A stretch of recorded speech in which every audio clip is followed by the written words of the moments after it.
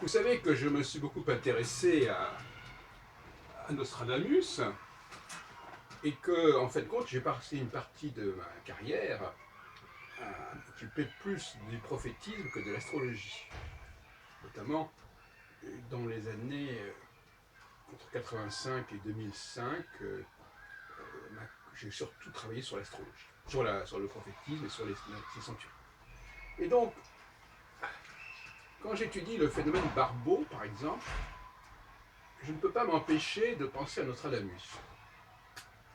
C'est-à-dire que Nostradamus est un astrologue qui est devenu prophète. C'est-à-dire qu'à sa mort, on a repris un certain nombre de ses textes, on a enlevé à peu près tout ce qui était astrologique, au sens technique du terme, et on a gardé des textes qui disent des choses. Pas forcément des textes astrologiques d'ailleurs, c'est un autre problème. Et ça a fait ce qu'on appelle les centuries, qui sont un recueil de propos tenus,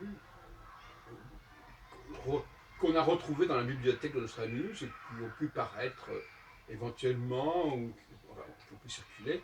Mais finalement, tout ça aura donné lieu dans les années 80, donc une vingtaine d'années après la mort de Nostradamus, à une série de 4 ans. Et quand je regarde actuellement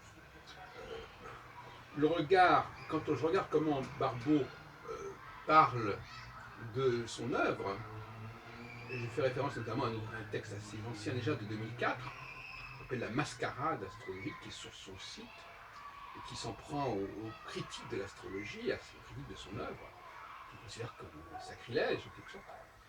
Je ne peux m'empêcher de faire un parallèle avec Nostradamus, avec le dessin de Nostradamus, mais avec d'autres auteurs aussi, d'autres astrologues, qui ont pu, au cours de leur carrière, dire des choses, et que l'on sort de leur contexte, c'est-à-dire le contexte théorique dans lequel ces choses ont été proférées. Barbeau est un chercheur, et je comprends bien la psychologie des chercheurs. Les chercheurs sont des gens qui sont capables de remettre en question les modèles qu'ils ont utilisés à un moment donné ou qu'ils ont appliqués à un moment donné et qui venaient éventuellement soit de leur propre cru, soit de leur entourage, etc. Notamment l'influence d'Armand Barbeau, le frère aîné de André Barbeau, pendant la guerre. Barbeau est né en 1921. Et donc finalement, au cours de sa carrière en astrologie mondiale, qui a commencé au début des années 50, peut-être même à la fin des années 40, Barbeau a écrit beaucoup de choses, a fait beaucoup de prévisions, qui s'étalent sur plus de 60 ans. Et la différence entre ces différents textes, c'est qu'ils ne sont pas fondés sur les mêmes modèles théoriques. On peut distinguer dans l'œuvre de Barbeau au moins 3 couches successives de théorie astrologique, peut-être même 4. Ce que les modèles que Barbeau a utilisés au début des années 50, autour notamment du cycle Saturne-Neptune, car Barbeau est très intéressé par l'histoire du communisme. Et d'ailleurs, son démonstration s'appuie sur la parution en 1847 du manifeste du Parti communiste, sur la fondation en 1882 du Parti communiste russe, etc. etc. Et on sait aussi qu'il reconnaît même qu'il avait parié dans les années 60 sur la réussite du communisme, et il le dit lui-même pas tellement que l'astrologie avait été à ce moment-là influencée par ses engagements personnels. Enfin, il écrit plus ou moins en 2004. Et ça peut faire des erreurs. Alors, un ouvrage majeur dans l'histoire de Barbeau, c'est effectivement la parution de son premier livre en astrologie mondiale, parce que les autres c'était plutôt des articles, enfin, bon, par exemple la mort de Staline, c'est paru dans un journal bourguignon, de Lyon. Et en 1963, il fait paraître, donc il a une quarantaine d'années, il fait paraître chez De Noël. Il avait publié des recueils parallèlement un peu plus tôt de la psychanalyse et de l'astrologie, donc les années 60 sont des années très, très importantes pour lui. Il a publié aussi dans ces années 60 son manuel pratique d'astrologie, ou son traité pratique d'astrologie. Mais il y a cette branche l'astrologie mondiale. Et carrément, c'est indiqué 1965, la crise mondiale. Alors, en 1963, il y a déjà eu l'affaire de Cuba, qui a fait craindre très fortement à une nouvelle guerre mondiale. Et je crois que quand il écrit son ouvrage, le contexte politique est assez inquiétant. Et par conséquent, il va être assez déçu lorsque, finalement, 1965 ne donne pas grand-chose sur le plan de la gravité événementielle. Et très rapidement, Barbeau change son fusil d'épaule, et en 67, il fait paraître, donc si c'est en 67, c'est qu'il a dû écrire un peu avant quand même, il fait paraître Les Astres et l'Histoire chez Pauvert, toujours dans ces années 60 qui sont très riches pour lui. Il est très apprécié des éditeurs. Et c'est là qu'apparaît l'idée d'une troisième guerre mondiale qui ne serait pas pour les années 60, mais pour les années 80. C'est une façon de repousser un peu les échéances. Je dis ça parce qu'en tant qu'historien du prophétisme, je suis bien au courant, j'ai fait une thèse d'état sur le texte prophétique en France en 99, à Paris-Ouest.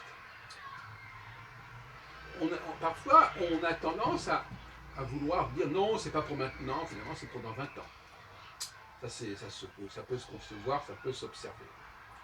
Voilà. Donc il y a une idée, bon, finalement, non, c'est pas 65, c'est plutôt 85.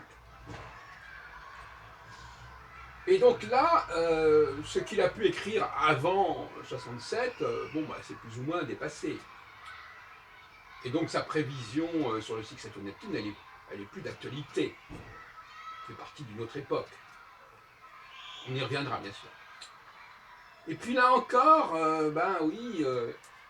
passent les années 80, et puis il ne se passe pas grand-chose sur le plan mondial, mais en tout cas au niveau de la guerre mondiale, il n'y a rien de comparable à la première et la deuxième guerre mondiale. Rappelons pour dire cela, il a récupéré certains travaux d'Henri Bouchon, voire de Rux et Michaud. Et alors, il va revenir au lendemain, je dis bien au lendemain des événements de 89, il revient sur son ancienne prévision de 52-53, 36 ans plus tôt. Et là, il montre qu'il a dit que cette année 89 serait importante dans l'histoire de la Russie, dans l'histoire du communisme. Voilà comment ça s'est passé. Autrement dit, il abandonne les méthodes qui ont sous-tendu ses travaux de 1963 et de 1967, et il revient avec évidemment plus de sécurité, puisque les choses se sont déjà produites. Il ressort sa prévision de 1953-54, à la veille de la mort de Staline. Et après, donc en 2004, dans ce texte, La mascarade astrologique, où il s'attaque à des gens qui ont remis en question ses travaux, comme moi ou comme Reverchon, eh bien, il décide de faire un bilan global de tout ce qu'il a fait. Toute théorie confondue. Donc, il va justifier ce qu'il a écrit sur la crise mondiale 65, ce qu'il a écrit sur les années 80, etc. Et bien entendu, ce qu'il a écrit en 1953 sur l'avenir de l'URSS. Comme si il n'entendait pas renier les travaux anciens, dans la mesure où ces travaux anciens se retrouvaient validés en 1989. C'est un dilemme, n'est-ce pas, pour un chercheur. Moi-même, je ne suis pas à l'abri de ce genre de tentation, que de devoir ressortir une théorie que l'on a abandonnée, que l'on a cru dépasser, mais qui, au bout du compte, sur le long terme, ça c'est un peu le destin des astrologues, qui vivent suffisamment longtemps, qui 36 ans après, alors qu'on l'avait plus ou moins oublié, cette prévision, retrouve son actualité, et finalement, au fond, on revient au cycle Saturne-Neptune, et on abandonne plus ou moins les élaborations des années 60. Et c'est ce que j'appelle le nostradamisme, c'est-à-dire qu'en fin de compte, on va retenir uniquement les propos qui ont été tenus et relativiser le contexte théorique dans lequel ils ont été tenus.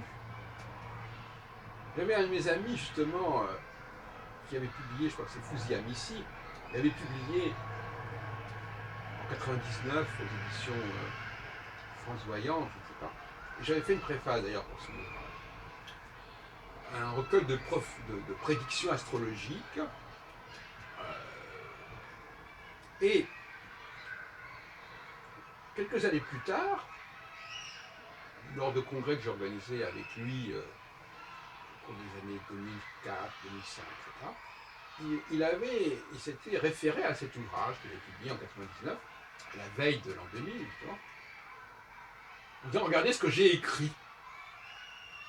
J'ai écrit ceci, j'ai écrit cela. En le dissociant totalement des raisons pour lesquelles il l'avait écrit. Et c'est ça le nostradamisme, ou le centurisme, c'est quand un astrologue ne retient, ou quand on ne retient d'un astrologue que ce qu'il a écrit en langage, disons, classique, c'est-à-dire en langage de journaliste en quelque sorte, et que l'on fait abstraction finalement de tout l'échafaudage théorique qui sous-tend ces propos. Et je trouve ça, je voulais vous en parler, je trouve ça assez amusant, que cette espèce de glissement où on finalement... et c'est assez inquiétant parce que Barbault, lui, il insiste beaucoup sur le fait que l'astrologie doit être élaborée sur des modèles, sur des raisonnements, sur des arguments théoriques, astronomiques, etc. Mais au bout du compte, finalement, il semble qu'il se soit dit qu'après tout, ce qui était important, c'est ce qu'il avait dit, et pas comment il l'avait dit et pourquoi il l'avait dit. Et c'est dans ce sens-là que l'on peut imaginer un recueil de tout ce que Barbault a pu écrire sur 50-60 ans, où on oublie complètement les éléments astronomiques, si on veut, pour ne retenir que des choses qui ont pu être dites. Voilà, un tel va faire ceci, il va faire se passer cela, etc. Ou telle année sera cela, etc. Et ce recueil pourrait avoir un certain succès. Peut-être pas comparable au Century, mais enfin, qui sait.